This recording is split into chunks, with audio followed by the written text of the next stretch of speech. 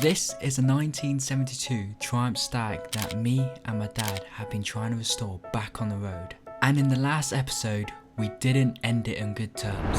Flashback. So, this is the front wing. And that's the door and the rear wing we just painted. As you can see, it's just two different shades of blue. Darker blue, this is the colour we want.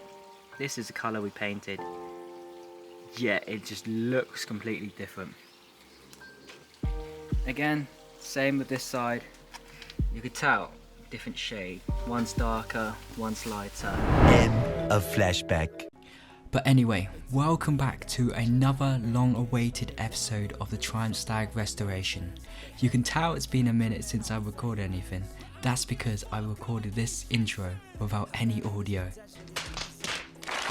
But enough said, we're back and we're back with a vengeance to get this Triumph Stag closer to the finish line. Let's do it.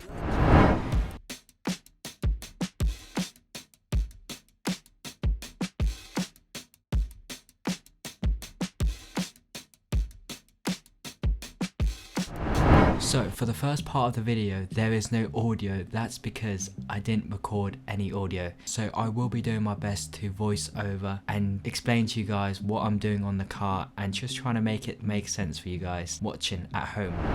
So these clips that you guys are seeing of the car is pretty much the car painted in one matching colour, unlike the last video where you guys saw that the front did not match the back. That's because we painted the front half of the car at the start of the year, then we masked it up, then we worked on the back of the car, and then when we painted that car and unwrapped the whole car, literally the paint did not match at all.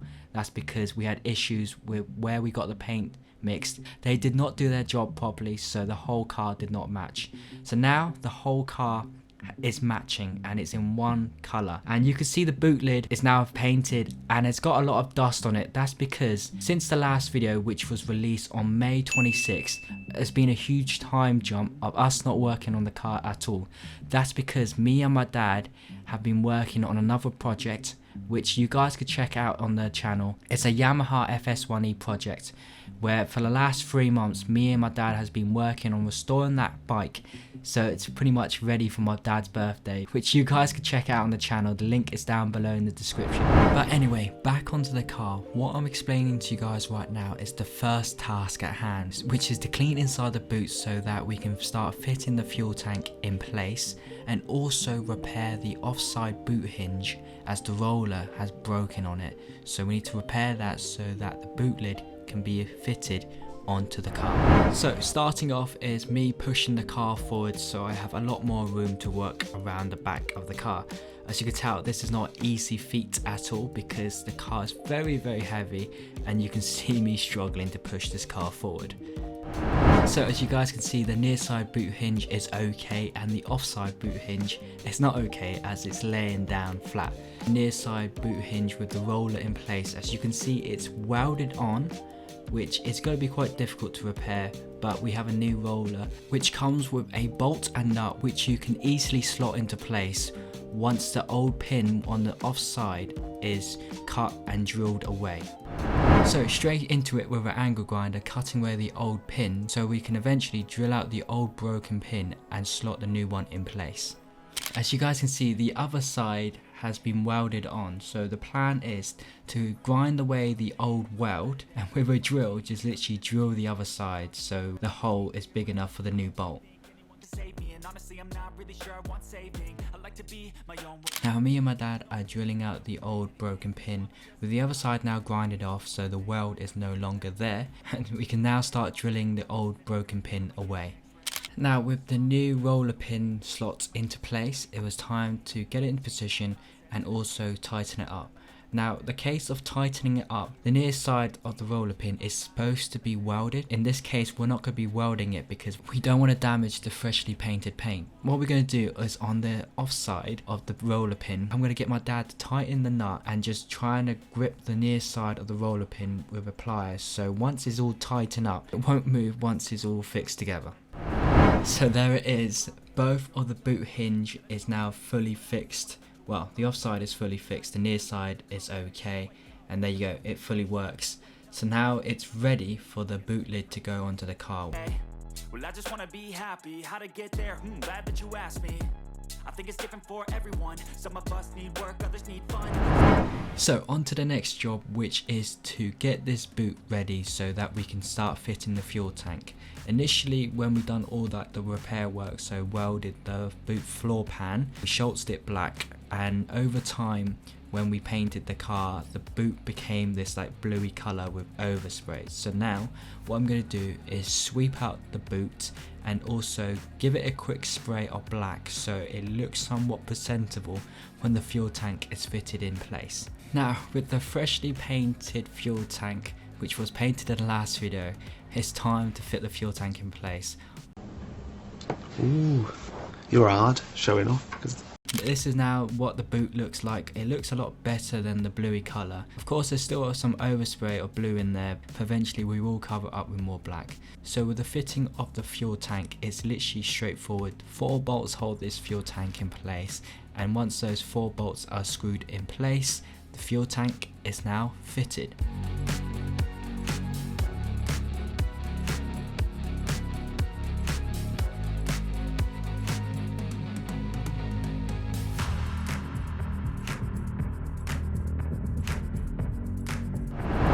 Looks like the car is coming back together. It's been a while since that fuel tank was removed, and now it's finally back in. The next simple job is to literally cut away the broken bolt that holds the steering column onto the dash. It's not a big job, it's a little quick job, and once that's out of the way, it's another job ticked off. So next job on the list is to fit the bulkhead cover that goes in there. And I'm not quite sure how that goes in, but when I looked up on like Rimmer Brothers website, it was pop riveted, but I'm not sure where it's supposed to be pop riveted to. Yes, I should know where things should fit into the car, but remember, we started taking the car apart like a few years ago, like initially, and now we started like the proper restoration journey on this car last August, so it's been a year. It's supposed to label it up like properly, but like things get lost over time, so I'm not sure 100% sure how it's supposed to go back in, but we'll work around it. We always do. But yeah, next job is to fit the bulkhead cover onto the car. Here it is, the freshly painted bulkhead cover, ready to go back onto the car. So initially the plan was to pop rivets the bulkhead cover back onto the car, and it was going well until I realised it wasn't working. So what I did was to get some like heavy duty adhesive carpet spray and literally just glue the bulkhead cover onto the car, and you know what, surprisingly it worked. And yeah, here it is all back together. It just makes this car look amazing, and especially when it's painted black, it looks brand new. And if you guys are happy with what the car's looking like at the moment, please hit the like button down below to show some support, and also subscribe to the channel to join us on our journey on restoring this Triumph Stag back on the road. Now on to one of the hardest tasks that me and my dad are going to tackle, which is to fit the front window screen. We have never ever done something like this. We removed it a couple videos ago, and now it's time to fit it all back in. My dad wanted to get a like auto glass people to come in and just to fit it, but I thought we could do it ourselves, as most of the stuff on this restoration project has been done by ourselves. So a couple YouTube videos down the line and a bit more research, we started to fit the windscreen ourselves. So one of the tips that we were told was to fit the windscreen rubber around the car, and also fit a long like cord round the whole windscreen, so that when it's fitted onto the car, we will be pulling that cord, and with my dad pushing down on the windscreen, that cord will open the window rubber lip so that it hold on to the actual windscreen frame, which you guys will see me and my dad working as a team like never before, trying to get this windscreen in. And a few hours go by, we managed to achieve something that me and my dad have never ever done before.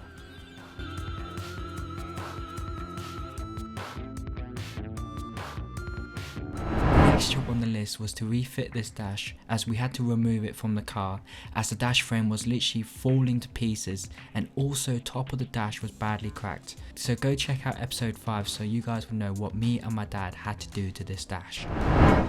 Fitting this dash is quite straightforward, as it's 2 bolts on the left hand side and also 2 bolts on the right hand side.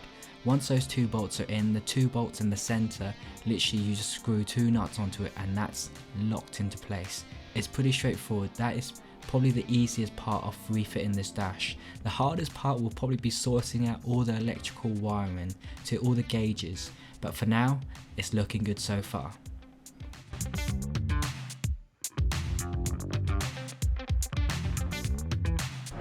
The next morning. So it's been a minute since we filmed anything on the car. The last time I filmed something on this car was me fitting this dash in, well, rebuilding it all back up and fitting the dash in. But anything after that, we haven't literally touched the car at all, because a lot has been happening off camera. Like, I've been ill for quite a few weeks. I'm still a bit ill. My dad's been ill, like literally, and just like family stuff has been happening off camera. But yeah, we're back, and I really want to get this episode released to you guys, because the last episode of the Triumph Stag Restoration was released a few months ago now, and for you guys it seems like we literally just given up with the Triumph Stag, which is not the case. A lot has been happening. Like, we restored my dad's like 1973 Yamaha FS1E, which you guys should go check it out. Yeah, we restored that, which took quite a few months, so the Stag was pretty much left to the side. But yeah, we're now back on the Stag, and I really want to wrap this episode up for you guys and just release it for you guys, so you guys will be updated on what we have done with the Triumph Stag so far. As you guys know, we had a few issues with the last episode where we painted the whole car and the colours didn't match, but now we sorted it out on this episode, and we've done quite a bit, to be fair, on this episode. So I want to release it to you guys, and you guys will feel a lot better knowing that we didn't give up with this Triumph Stag Restoration project. So yeah, today's filming wise, I'm gonna pretty much sort the dash out properly, so fit the dash in properly, bolt this steering column back to the dash, so we need to drill a few holes for that. And other than that, what we get done today, it might seem out of place, what we get filmed today, I want to put it in today's episode and release it for you guys. And then yeah, we have what me and my dad plan is pretty much a impossible task of literally getting this car finished by the end of the year, that we can start on new projects for next year, have a fresh start, because this Stag Restoration project has been going on for quite a long time now. So we want to get this done, get it ready for the next year, so we can enjoy this car. And yeah, it's been a really long journey so far on this Triumph Stag Restoration. And if you guys have enjoyed like these videos so far, please hit the like button down below, and also subscribe to the channel if you want to continue following us on our journey of restoring classic cars for fun, because what me and my dad do is pretty much a hobby. We're not doing it to make money or anything like that. We're doing it because we enjoy it. Me and my dad both enjoy it. But yeah, enough said. Let's get on with the rest of today's video, and let's make as much progress as possible. But yeah, let's do it. So straightforward plan, which is to fit the steering column onto the dash. So the way to do this is to line up the steering column, mark it with a screwdriver so I know where to drill. So I need to take my time with this, as getting the steering column mounted in the correct position means that when we drive it down the road, we're driving in a straight line. Once it's marked, it was time to drill it out. First time, our first date, you're so fine, I'm so late. You sip wine, I drink straight. Don't waste time to my place. I feel my heart erase. Now it was a simple case of literally bolting the steering column onto the dash.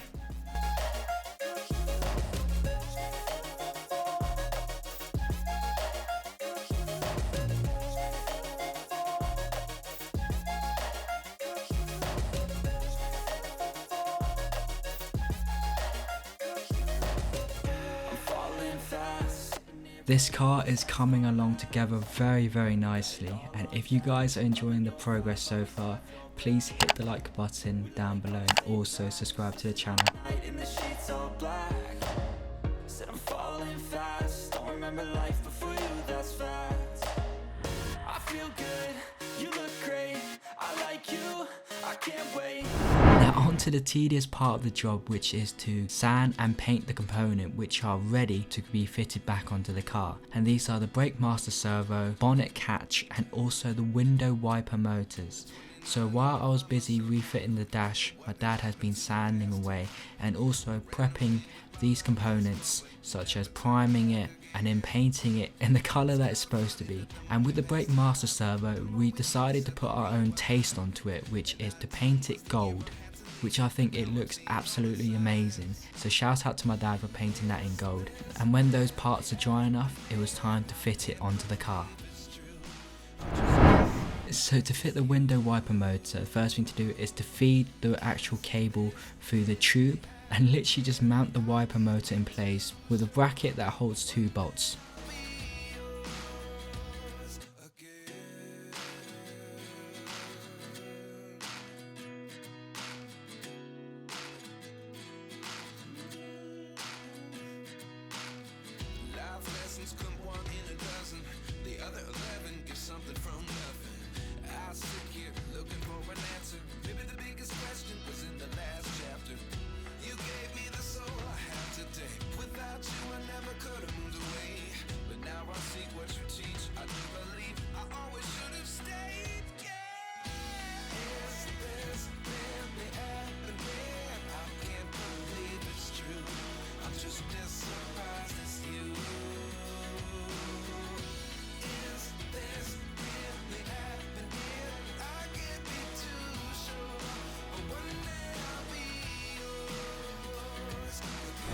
It was time to fit the bonnet catch. This again straightforward, 4 bolts, and it holds it in place just like that.